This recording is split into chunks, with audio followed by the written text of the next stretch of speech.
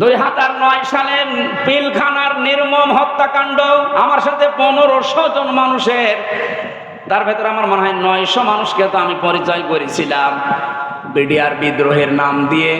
এই 14-15 বছর বেকার তারা জেল খাটতেছে, কিচ্ছু জানে না, এমনও মানুষ আছে। পঞ্চগড়ে এক মুরব্বীর সাথে পরিচয় ছিল, বলছে আমি রিটায়ার্ড করবার 1 মাস পরে, অথচ আজ 15 বছর 14 বছর আমি জেলে আছি। 2013 সালে হেফাজতের কর্মীদের শাপলা চত্বরে যে নির্মম হত্যাকাণ্ড, 2014 সালে একক নির্বাচন, 2018 সালে কোটা আন্দোলনকারীদের নির্মম নির্যাতন, 2018 সালে নিরাপদ সড়ক আন্দোলনকারীদের নির্মম নির্যাতন, 2018 সালের নির্বাচনী গায়েবী ভোট, বিরোধী দলীয় নেতা কর্মীকে গুম, খুন, হত্যা এবং আয়নাঘর, 11 লক্ষ কোটি টাকা বিদেশে পাচার, তার ভেতরে এক দরবেশে 36,000 কোটি টাকা, এটা 11 লক্ষ কোটি। দলীয় প্রয়োজনে পুলিশকে ব্যবহার,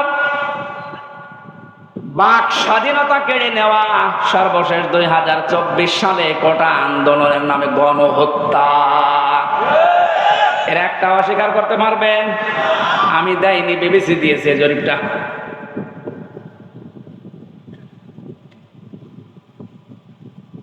এই জন্য তো বলছি 1628 জন মানুষ যদি এই বাংলাদেশে এখন হযরতে আবু বকরের এই মন নিয়ে দেশটা চালাতে পারে, আন্দাজে উল্টা পাল্টা টার্গেট দেওয়া লাগবে না।